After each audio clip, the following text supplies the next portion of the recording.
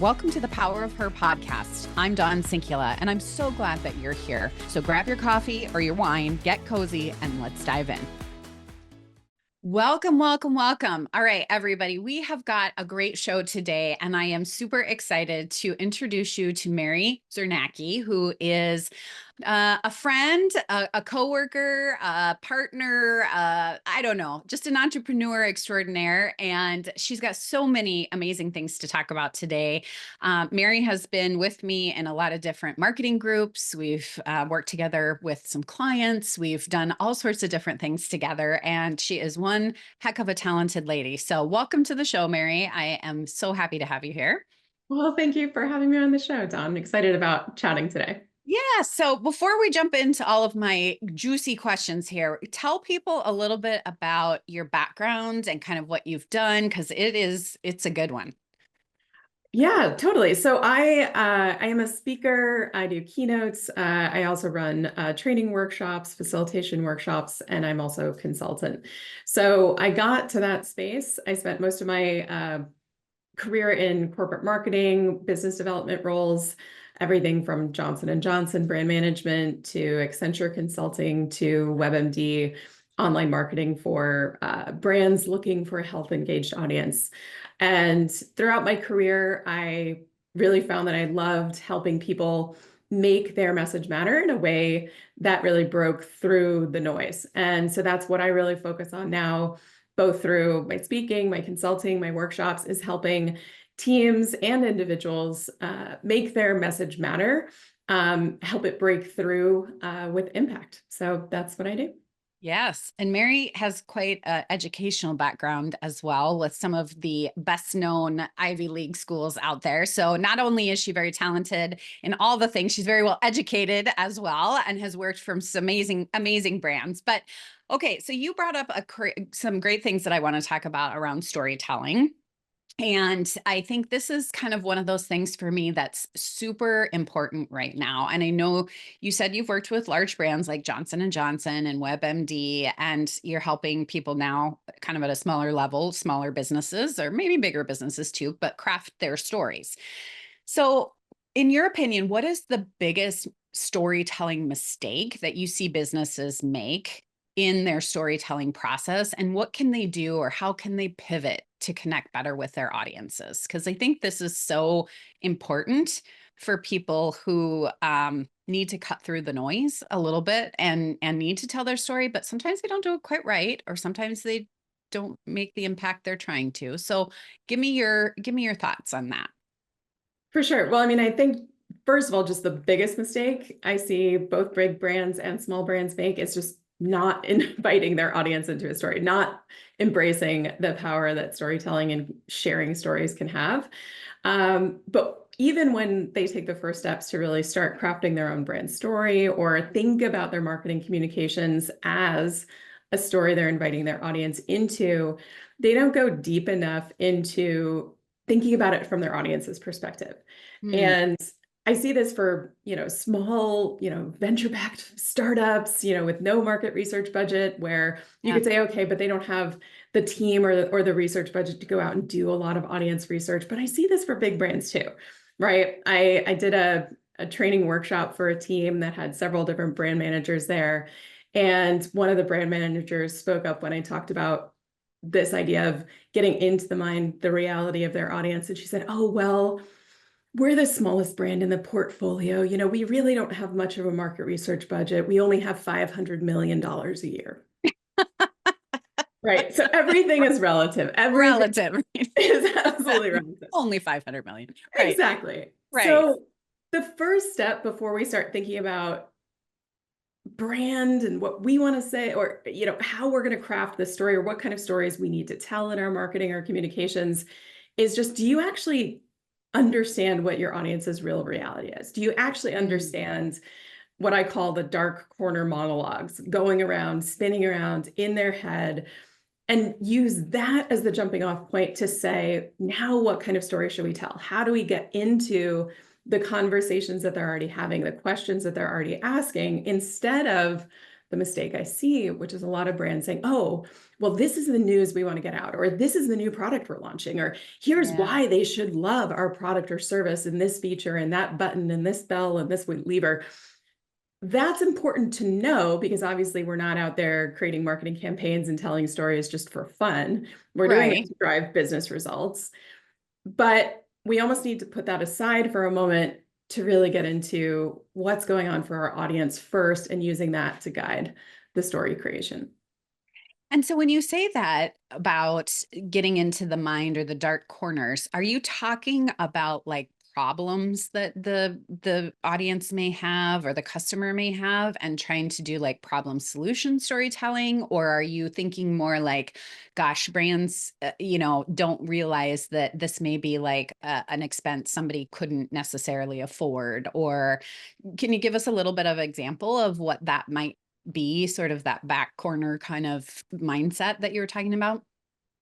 For sure. It definitely is related to that idea of, excuse me, positioning what you want to say as a solution to a problem that they're already aware of, that they already know that Yeah. they have. So it is definitely thinking about that as what do I have to say and how is that a solution to a problem that they're experiencing? So Yeah. it is positioning that in the story. There's also something to it about you may be selling a product or service that someone doesn't necessarily want, and you may be Mm, wanting to have a conversation with them that they don't necessarily want to have. So there's an example I use actually in my workshop trainings with brands um, that comes from UN Women's Health, a campaign that they ran in Australia.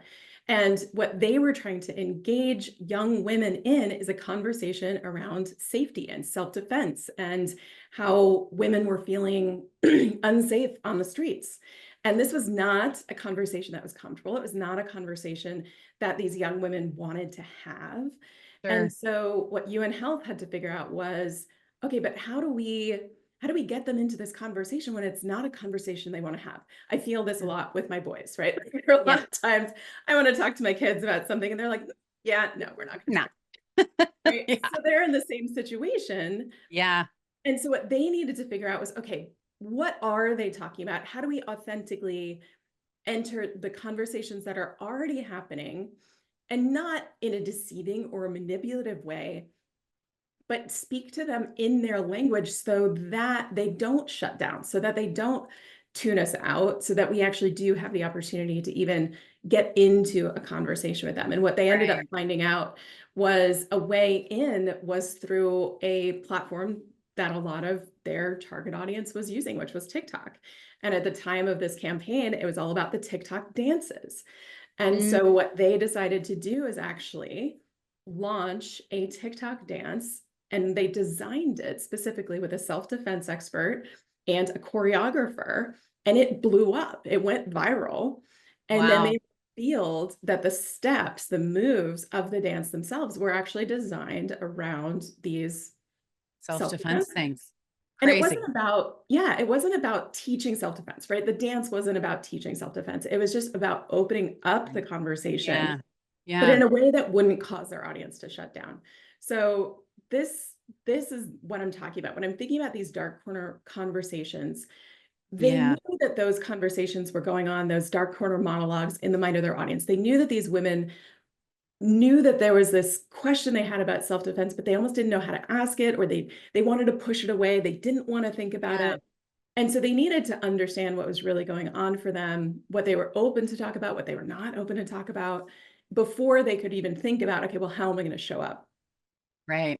Right. That's a great example. I think those are really important points to bring up when you're thinking about your brand messaging and how that comes out. How do you engage in a right way through a platform or through messaging, not just with those conversations, but also like knowing where your audience is hanging out as well, and getting to the right audience at the right time with the right message, right? Like who, a TikTok dance, who would have thought that, the UN would have done something like that? That's really creative and a great way to like approach it, right? So very cool. Well, you brought up a $500 million small budget, right? For one of the brands that you were working with, which led me to a question around how smaller brands really can compete against some of these larger brands in this space when it comes to truly standing out and engaging their audiences. How do smaller businesses or solopreneurs like engage with that or even compete in that sort of space when you've got a small $500 million budget to compete with? Sure, right. And I mean, I laugh when I say Right. small $100 million We get it. budget, Yeah, right? right. I work with plenty of startup brands that are, angel backed and have zero Yeah. budget, right? Yeah. Right. Right. But yeah, I mean, I think the interesting thing is, trying to think about, okay, how do I get in front of them in a meaningful way, even if I have a smaller budget? One of the things, well, actually, can you rephrase that just the way that you asked that question? Because Yeah. it took me down two different paths and I'm trying to decide which way to go. Well, I think either way. I mean, I'm a small brand and I'm trying to stand out and I'm trying to compete with larger brands when it comes to engaging my audience, whether it be on Yeah. social platform or with messaging. How do I do that? How do I like stand out against a $500 million budget or any budget that's a larger brand? How do I do that as a small business owner? Okay, so let's go down this path. So this is one of the things that jumped into my mind, which was, when I'm working with my clients or I'm doing one of my training workshops, there's a framework that I use, one of my proprietary frameworks that really guides what do we need to know about this audience in order to create messaging, communications, marketing that's actually going to break through. Yeah. And one of those 7 elements in that framework is what we call usage and dissatisfactions. And it's Mm, all about, okay, if they have a problem, they're probably dealing with it in present tense in some way. So either they're doing nothing and they're just suffering with it, mhm. or they're using a substitute or a direct competitor of yours. So we just want to understand what are they doing to solve the problem that you want to solve for them first. But the Yeah. key to this, and the thing that I think a lot of even experienced business owners, brand managers, marketers don't get into enough. And this is where some of the challenger brands, the new brands, the new launches have really eaten the lunch of some of the bigger brands. Yeah. Is digging into the second part of that element, which is the dissatisfaction. Mm, Really mhm. unpacking what the bigger brands or what existing brands already in the market that you're entering are just saying, it's not, that's not really enough for us to worry about. We've got enough market share. Our people aren't going to leave us, Yeah. right? Yeah. So if you're a small brand, if you are a startup, if you are trying to be the challenger brand coming in, looking at those dissatisfaction, what is still the shortcoming in the experience for your audience with whatever they're using to solve their problem? And then Yeah. how do you use that as the wedge into the conversation? So, for example, when Dollar Shave Club, it's a classic example of this, Yeah. but Yeah. they looked at the razor market, people told them they were insane taking on Gillette, right? Yeah. Absolutely insane. They said, absolutely, Totally. you don't have the distribution, you don't have the marketing budget, you don't have the research budget, any of this. But what they did is they got very specific about the dissatisfaction, and not every dissatisfaction and not every kind of message they could go at. They went very specific on a relevant and meaningful dissatisfaction that men and people buying razors for really anyone Yeah. had with their current solutions, right? The options that they had previously had in the market, the only solutions they had. And they Yeah. spoke into that it's about getting not the best razor, right? I don't need like all this fancy stuff, but I Yeah. need something that's going to work, that's quality, that's affordable, and it comes to me. Yeah. So I don't forget this. I don't have that a meeting I'm rushing to and I realize, oh, we didn't get any razors, right? So I don't have that sharp razor. So Yep. they really then position directly to that dissatisfaction. So that's the thing that I think challenger Yeah. brands that have been successful have done very well, is they're not trying to go out and shout louder about the same benefits that someone else is already shouting about, that those existing brands are already shouting about. They're Yeah. really looking deeper to say, okay, great. Can we Yeah. compete with those benefits? Sure. But actually, let's talk about this benefit that's actually going to directly come in and address the existing dissatisfactions they have with their current solutions. Yeah, that's really good. I was just, sitting here thinking about me as a marketing agency and trying to cut through the noise of all the marketing agencies out there. And I started thinking what you were just saying, like, okay, let's think about some of the things that people are really dissatisfied with their marketing agency and talk about that specifically, that one thing, and really like poke the bear a little bit on that one thing and see, if that messaging doesn't, instead of trying to compete against all the other, so I love that. And I think that is a really easy way for people to start thinking about their messaging as well, as go to your competitor. What are they doing? Or your competitors, what are they doing? And what's your, pain point with them? Or why did you even create your brand to begin with? What solution are you solving or problem are you solving with your product and or service? And then poke the bear a little bit more with that. And it's an easy way to start getting ideas and thoughts and messaging and that kind of stuff. Just very simply, I was like, ooh, there's about 10 things I could talk about with that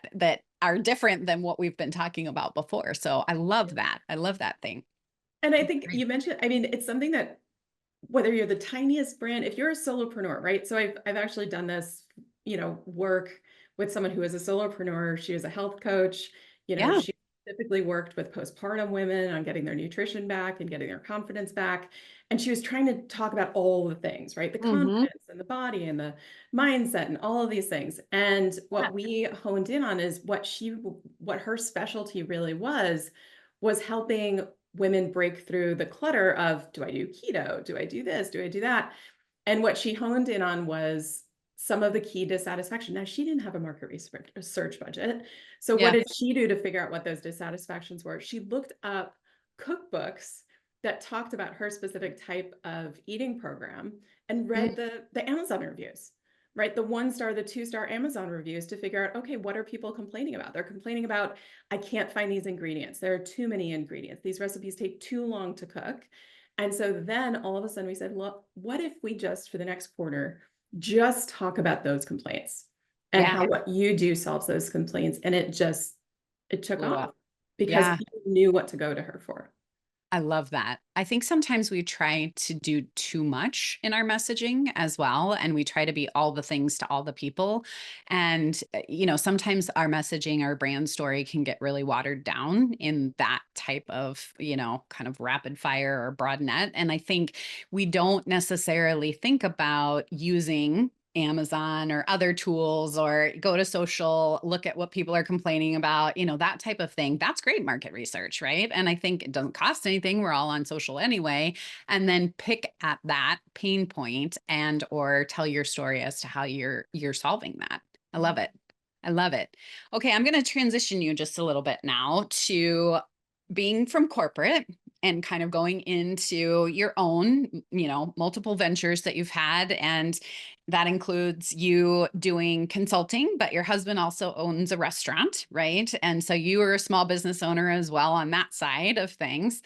And I think, I also came from corporate, right? And had this transition into entrepreneurship. And I'm always curious as to people who've had this sort of experience, like what the biggest mindset shifts were for you as you had to kind of make sort of a different thought process or a different plan in your head to succeed as an entrepreneur. What are some of those mindset shifts that you kind of have overcome, or maybe you're still in the process of doing them? I don't know. Like me, I'm still sort of figuring out my mindset all the time, even though I've been doing this for 10 years. But there's a big difference coming from corporate and going to an entrepreneurship. Tell us a little bit about what that looked like for you mindset wise and how you've kind of overcome that. I definitely would agree with you that it is a practice. It's kind of like, oh, I Right. practice medicine or I practice yoga, and I'm continuing to work on this. But Right. when I think back to shifting, right, going from working in teams at large corporate brands, I think some of the biggest mindset shifts were one, that now I have to be a lot of different things in my business, that I was able to rely on specialists and team members and collaborators for in a corporate setting.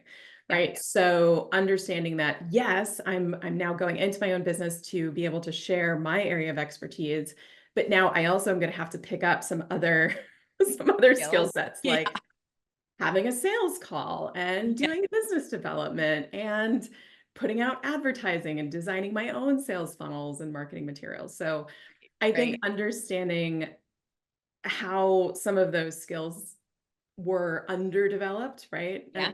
For sure. Not even atrophied. I never really Right. grew them, right? Right. But having to then fill some of those gaps was definitely one of the bigger mind shifts. I think one of the other just mindset challenges was really thinking about what did I want my own brand to stand for? Mm, As marketers, a lot of times we're really good yeah. at doing this for something external to us. Right. But it was challenging to figure I hear out you. Yeah. what is my value Right. as a personal brand, really. Right. Which was really interesting. And then figuring out exactly how to bring in the right support team to make Yeah. sure that they were calling me on my BS, right? So Right. Yeah, totally. I know. yeah. I remember the first time that got done with my corporate job and I was sitting in my office kind of by myself. And I remember like something happened to my computer. And I remember thinking like, who do I call? Like I used to have somebody that I could just like pick up the phone and be like, "Hey, my, cube needs a fix or my office needs." And I was like, What where do I go? What do I do?" Like, "Oh shit, I got to figure this out now myself." Like or I got to figure out who to call to get, you know what I mean? Like just the simplest things sometimes you don't even like and it was that aha moment on a silly little thing where I realized like, "Okay, if I'm going to do this, I'm gonna do this. Like, if this is all on me now, and I better be up for the challenge and kind of up for the fight because this is gonna take some scrappy work, and I'm gonna have to learn some skills and flex some muscles that I never even thought about needing to have before." Definitely. And it was also a shift for me because I mean, total transparency. I came from a very traditional background. I did my Yeah, undergrad at Princeton. I did 2 master's degrees at Yale. I went directly into brand management at Johnson and Johnson, right? So I had a very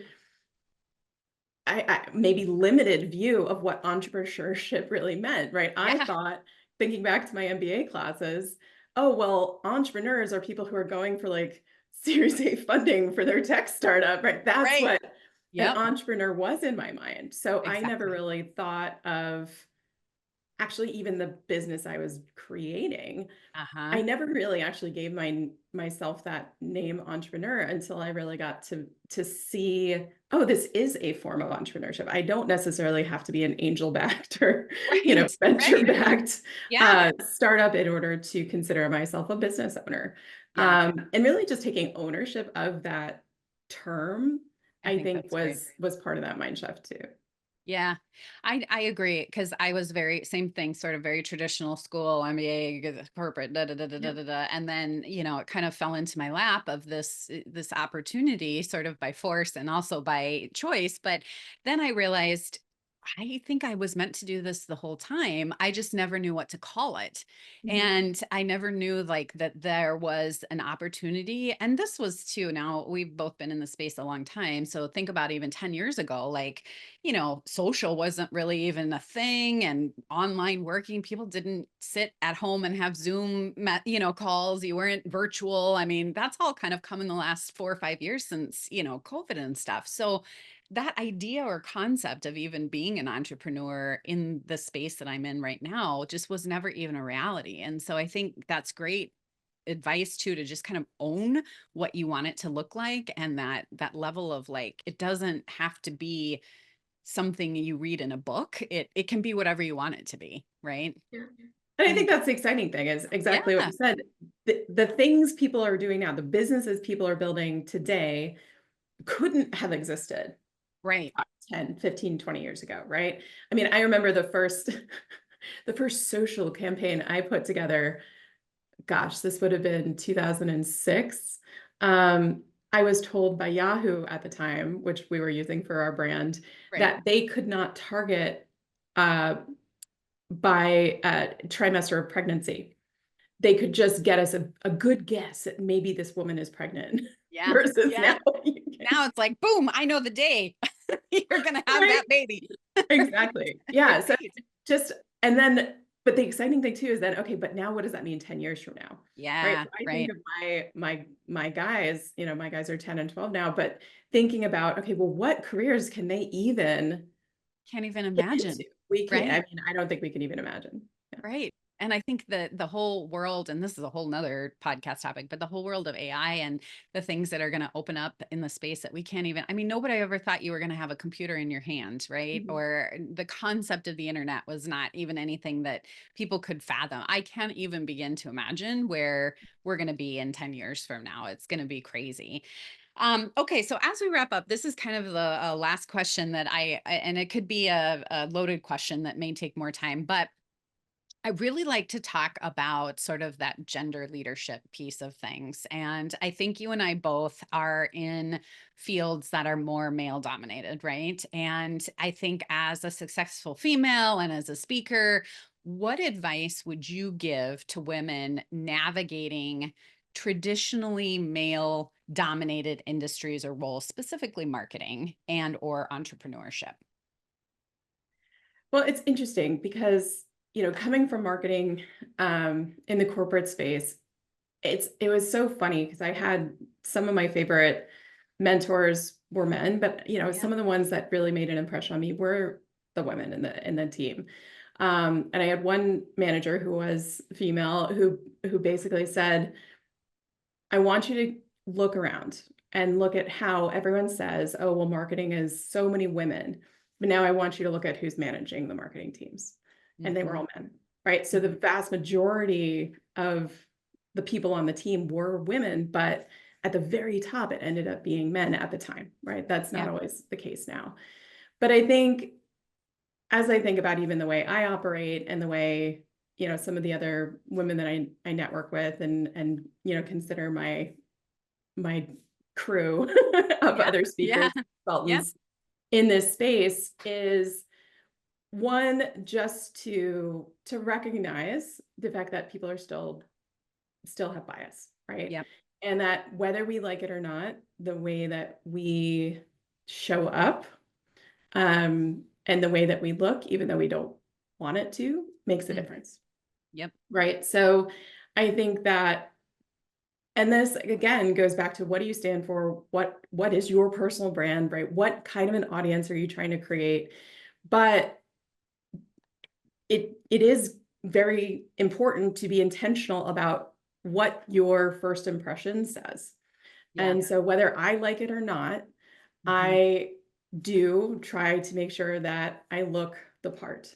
Yeah. Because just like Disney hires characters, not Yeah. employees, Yeah. I feel like a lot of times my clients are hiring me for a role. Yeah. And sometimes it's not even them, but they're having to then sell me and my services into a higher up. Right. Right. Um, I think that is changing. Yeah. But I do think that that first impression and just recognizing that those bias exist Yeah. um, is part of it. Now, what do we Yeah. do with that then?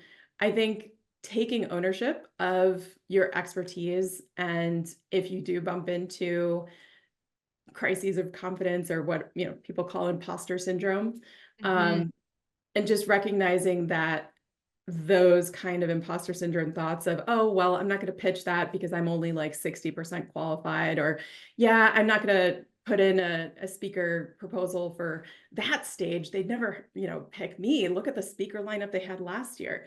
I Yeah. guarantee you every speaker they had in that lineup last year, even if it was, some CMO of some large brand or organization, had some kind of similar doubt thought. Yeah. Um, so recognizing that that is common, go out for more than you think that you can get. Yeah.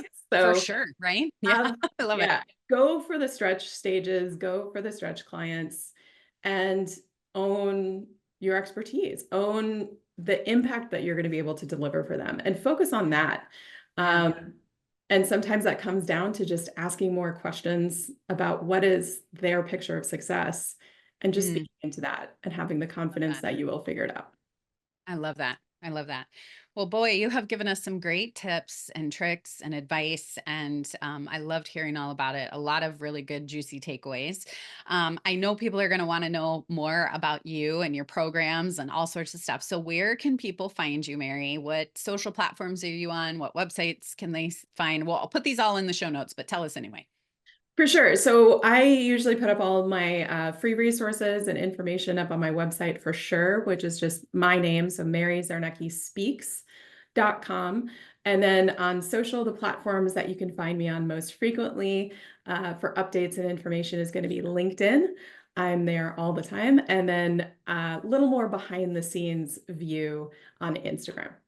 Awesome. Love it. We will drop all the links here in the show notes. And if you have any questions for Mary or want any more tips and tricks, be sure to reach out to her. I'm sure she will connect with you on LinkedIn and other social media platforms. So thank you so much, Mary. This was awesome. I love talking to you. Thanks, Dawn, and had a great time on the show. Thank you. All right. Till next time.